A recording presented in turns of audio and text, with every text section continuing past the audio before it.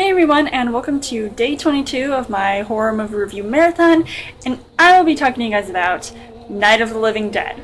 Now, this is a movie that came out in the 60s, and it was actually one of the few black and white movies that I really loved and enjoyed. A movie that's directed by George A. Romero, and it's a zombie movie that is unlike any zombie movie, we've all sort of seen nowadays, and considering that it was made in the 60s, you're kind of expected to see not as much violence and blood and guts and all that stuff. Definitely got exactly what I was hoping to see, and I would say this is probably one of my favorite movies. Some of the stuff that I really loved about this movie was the concept that this movie was sort of taking. And you've got these zombies who are kind of like what you would call first, like, stage 1 zombies, like I did when I was talking about Dawn of the Dead from a couple days ago.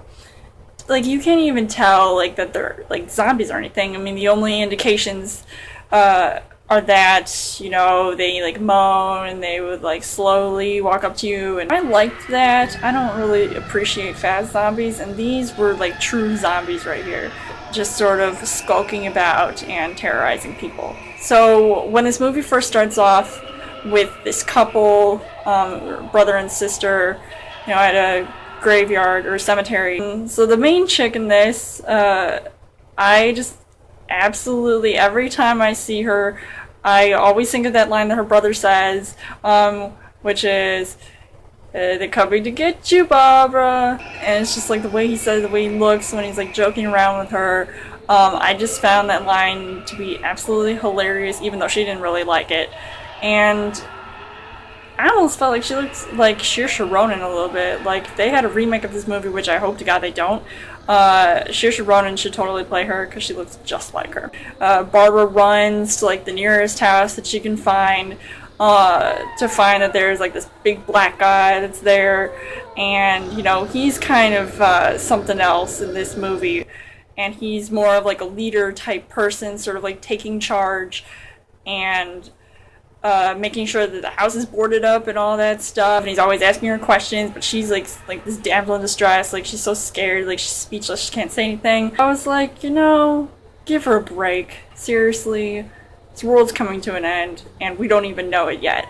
They don't really say right away what's going on. They sort of have this slow build-up to the events that are about to happen in the movie. There were some creepy things in this movie where there's like some like dead corpse in the house, and like the chick just gets like completely freaked out, and then the guy punches her in the face or something. He either slaps her or punches her, and then she's like knocked out cold. And then when she wakes up, and then all of a sudden there's like more people that are apparently in the house, like some more survivors, and that's just like really intense because they're like saying, oh yeah, you should go to the basement, and be like, no, we should stay up here where it's safer because they might get you if they come in the house, and they might go in the basement. There's only one way out. So you like have this like small group of survivors. You don't know who, whose side you want to be on. Personally, I'd be with the black guy because, he was already taking charge from the start. He was already the one boarding up the house and protecting it. But of course, what really irritates me, and this is something that was at first really shocking because, I was surprised that this even happened, but the zombies have like a mind of their own. Like, they're basically these like cavemen type people where they sort of like discover these things. I'm just thinking, okay, really, are they just doing these things like instinct, picking up objects and sort of like throwing them against the house or hitting it against doors and windows, trying to break in? But the only thing they're afraid of is fire. So that's kind of interesting how, they're supposed to be brain dead, yet they're smart enough to know how to break into a house. Like, it's not even funny. Like, seriously, not cool. A couple of other things that I really liked about this movie, some stuff, one of the things that sort of reminded me of Dawn of the Dead was the fact that they had these televised like news events and one of them was when they were talking to like the reporters were talking to the sheriff, and he was saying like, oh, like this is how these guys need to be killed and all that stuff. So I was like, really, better late than never.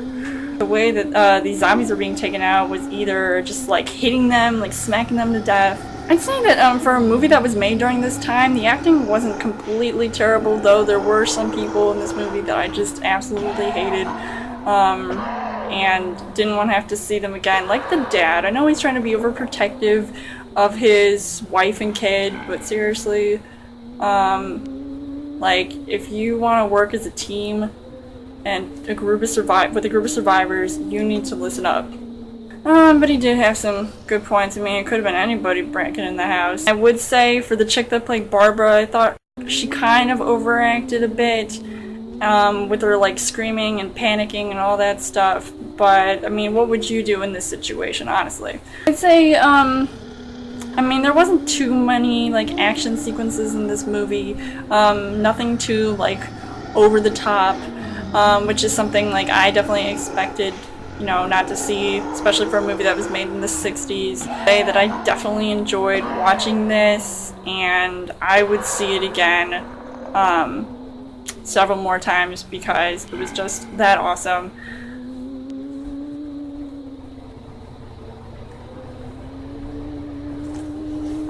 So overall, I would say that the movie was... Let me know in the comments what you guys thought of Night of the Living Dead. How does it compare to other zombie movies?